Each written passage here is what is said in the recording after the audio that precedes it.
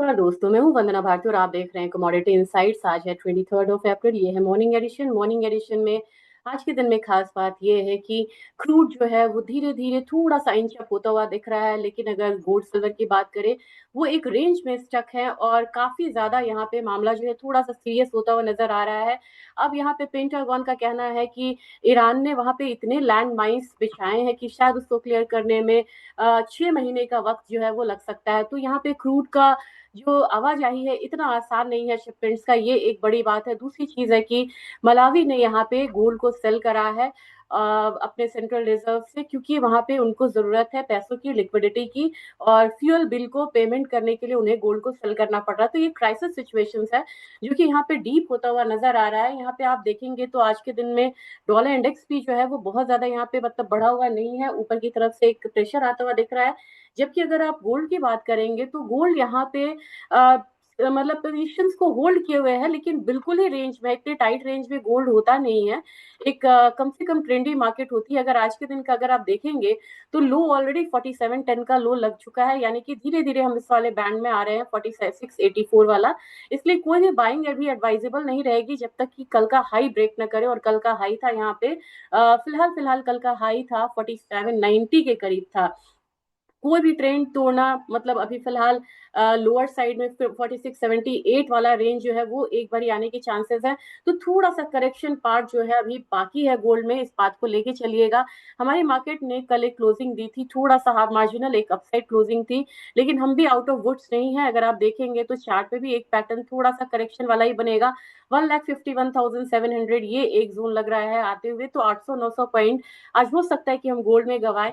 और अपसाइड कोई भी मूवमेंट आपको कैप्ड हो सकती है 1,55,340 तक, यानी कि क्रक्स यही है कि मार्केट फिलहाल फिलहाल एक रेंज में है। जबकि सिल्वर की मार्केट की बात की जाए, कल की रिकवरी के बाद मार्केट आज हल्की सी गिरावट के साथ है, 0.8% का अप डाउन साइड है। तो हमारे मार्केट में थोड़ा सा प्रेशर तो इसमें आता हुआ दिखेगा। और कल जो लो लगा था मार्केट वहां पे दोबारा आ सकती है, और ये लो था 2,45,531 वाला। एक जो ओपन था वहां पे मार्केट आएगी। तो मुझे लग रहा है कि 2,000-2,500 तक की गिरावट आपको सिल्वर में देखने को मिल सकती है। यूएस में अब देखेंगे यहाँ पे क्रूड ऑयल जो WTI है, उसने आज के दिन में अगर देखा जाए तो कितना हाई लगाया है, ये 97.22 है, जो कि मैं $100 से $105 बोल रही थी।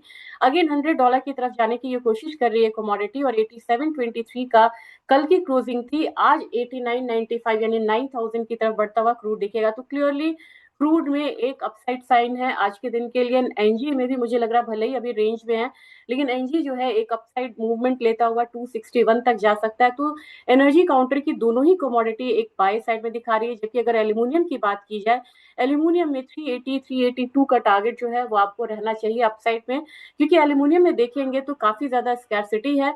और स्कैरसिटी की बात है तो मुझे यहाँ पे लग रहा है कि आज के दिन में एटलीस्ट गैप अप ओपनिंग होगी। अगर आप पोर्टफोलियो को देखेंगे एल्यूमिनियम में किस तरीके से है, तो आज 2.73% का एक अपसाइड जो है वो दिखा रहा है।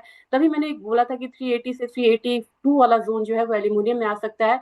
इसकी जो स्कैरसिटी है वो दिखती हुई नजर आ रही है। क्यों दिखती हुई नजर आ रही है, जरा ध्यान दीजिएगा। वो जीरो शुगर वाला डाइट को गायब हो गया मार्केट से, बहुत कम मिलेगा आपको, क्योंकि एल्यूमिनियम कैंस की यहाँ पे दिक्कत होगी। छोटी छोटी चीजें अब आपको ध्यान नहीं जा रहा होगा, लेकिन वो स्कैरसिटी जो है वो स्टार्ट हो चुकी है यहाँ पे। और अगर बात किया जाए निकल के बाद, अगर बात की जाए एल्यूमिनियम के बाद, सॉरी निकल की बात की जाए, निकल में मुझे 1750 से लेके 1760 तक के लेवल्स को मुझे एक्सपेक्टेशन है कि यहाँ पे आनी चाहिए, प्राइसेस जो है आनी चाहिए। ओवरऑल देखा जाए तो जिंक में आज थोड़ा सा मामला जो है, जिंक और कॉपर में थोड़ा सा स्टेबल रहेगा, यानी कि हल्का करेक्शन आपको देखने को मिल सकता है। तो जिंक में मुझे ये नहीं लग रहा है कि यहाँ से फॉल आएगा, लेकिन एक आपको लोअर लेवल का वेट करना चाहिए, 348 के करीब आता है तभी जाके आप बाइंग करें। नेक्स्ट यहाँ पे 350 वाला लेवल जो है वो आता हुआ दिखेगा। और जिंक जो है अपने प्रीवियस हाई यानी कि इसका प्रीवियस हाई लगा था 360, उसको यहाँ पे चेस करने की कोशिश करेगा। कॉपर में भी मुझे लग रहा है कि कॉपर इतनी जल्दी यहाँ पे लोअर लेवल में नहीं जाएगा। कॉपर में 1280 तक का लेवल आता है तो वहां पे बाइंग रिकमेंडेशन ही रहेगी। मुझे लग रहा है कि 1290 92 तक का लेवल आ सकता है। मतलब यहाँ पे स्टॉप लॉस के करीब भी आप यहाँ पे मेंटेन कर सकते हैं, करीब करीब 1277 का करीब 77 या 76 का मेंटेन करके चलिए।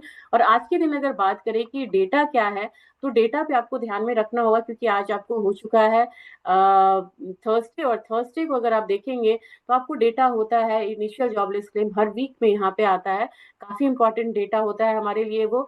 तो वो आपको एक देगा, एम्प्लॉयमेंट नंबर का इंडिकेशन देगा कि किस तरीके के इंडिकेशंस यहाँ पे हैं एम्प्लॉयमेंट में।